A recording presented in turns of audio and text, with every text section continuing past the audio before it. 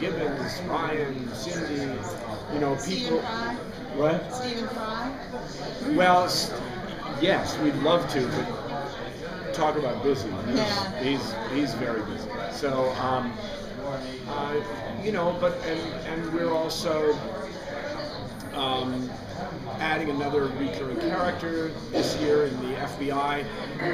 Someone, you know, the Jeffersonian has been well serviced by our revolving interns, and so we're kind of adding a little bit more to the FBI.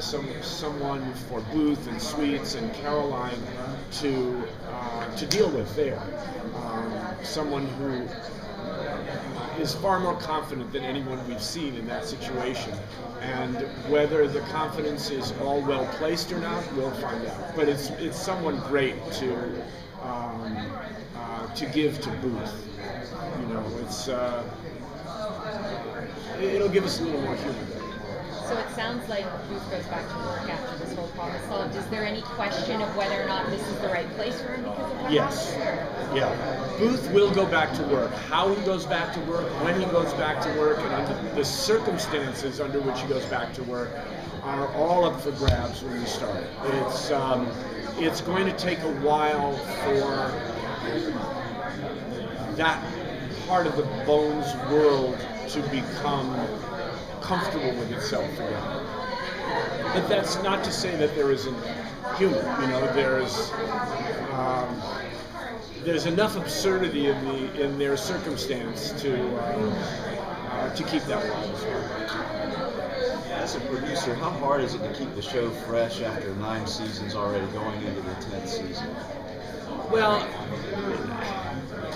if you had asked me that 10 years ago or 9 years ago, I would say it's impossible. There's no way to keep a show going for 10 years. I don't know. I have no idea. I don't know how it's done. The only thing I can say is that the show still feels fresh. The characters are fresh. We're not bored with that. As long as we're not bored, those characters take us in directions that hopefully will surprise us. And as long as we're surprised, as long as we don't sit there and say the show has to be this, we can't veer from this trajectory. We can't ever entertain this kind of situation. I think that's when a show dies. But we're kind of following these characters for the past 9 years now, going on 10 years. So as long as we're open to where they lead us, believe me, I thought I'd be making a noose after 5 years, but I'm still enjoying this world. It's new. It's still, we're far more traditional than many shows now. But within that, the show keeps growing. So whether it ends this season or not, personally I don't think it will. And I think the network has no intention of it ending at this point. But we're following these characters at this point in their lives, assuming they'll live normal, healthy lives and live till there's, 80 or longer. The show, as long as we keep following them, the show stays alive. And as long as their lives stay interesting.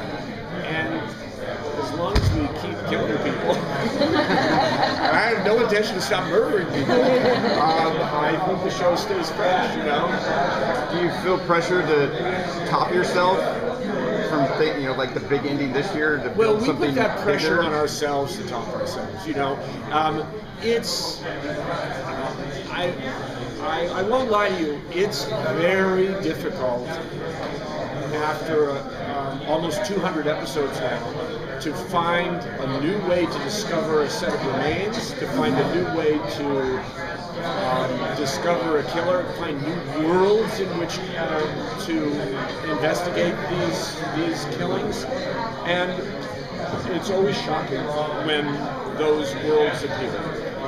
We have an astonishing writers' room headed by John Collier, who has been with the show for 4 years now. And when I'm called to go upstairs, it's always like, what? Really? Oh God, this is great. You know, it's always another world that we never would have thought of. And of course,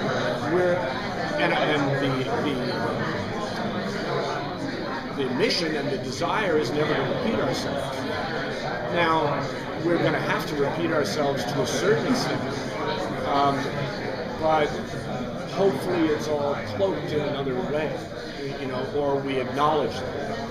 But it's difficult, you know. But as I say, it's the characters that keep it fresh, and you know, we've been really blessed by the interns, you know, the new interns that came this past season. I mean, it was such a gift, you know, Rodolfo, Jessica. I mean, these are just great people for us to have around, and I think we've expanded our focus and have used the lives of those people, the lives of the interns, to freshen the show up as well, so that we don't have to just do the same people and their same concerns over and over again. If we focus on the lives of interns or the lives of supporting characters or other people in our family, that affects Booth and Brent in very surprising ways. And I think evidence of that is the story that we did last year with Wendell, Wendell getting cancer. That was a show, personally, that I love that arc, and we will be continuing that this season because it has a profound impact. So that's how we're trying to keep it fresh. You know, that and you know, we're drinking too much, and it looks great. Will we see any other, besides Wendell, how many other returning characters, family members?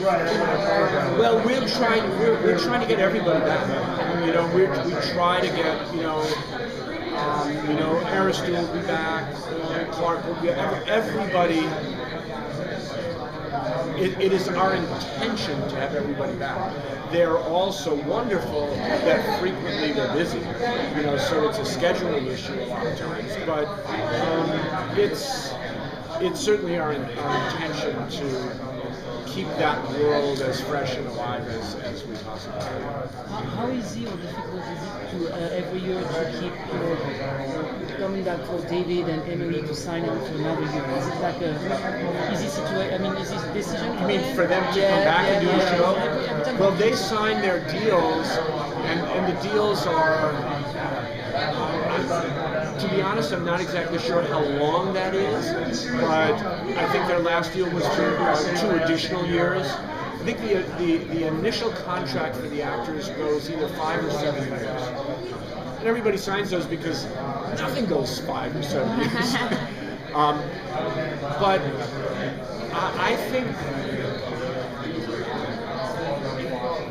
bottom line, we're blessed because everybody wants to continue doing the show, and they want to continue doing the show. So it's a process of renegotiation for them, and that is always a difficult and challenging process between the actors and the agents and the studios. Unfortunately, I have nothing to do with that, but it always seems to work out because it's rare when you get a show that you enjoy doing, you know, for that long a period of time. So while it's a challenge, it's one that always seems to be overcome.